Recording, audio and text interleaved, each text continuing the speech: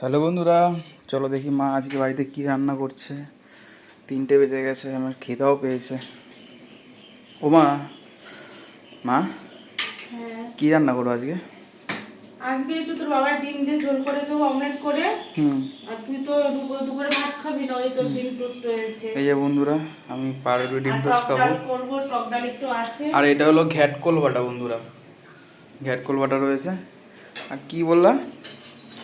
এটা ওই হলো টুকটাক খাবার, আজকে ভালো কোনো কিছু আইটেম না। ডালের বড়া হবে, ডালের বড়া। ডিমের অমলেট করে ঝোল করবো। হ্যাঁ। আমার জন্য আলু ডিম ভাতে দিয়েছি, টক ডাল হুম। আর ঘাটকোল বাটা। হুম। আর এটার কালকে সেই ইয়ে রয়েছে, কই? ঢ্যাঁড়স দিয়ে দিয়ে ভুজিয়া করে রেখেছে, এটাই অবধি আজকে। বৃষ্টির মধ্যে বাজারও যেতে পারছি না, মাছ টাছ কিছুই আনতে পারছি না।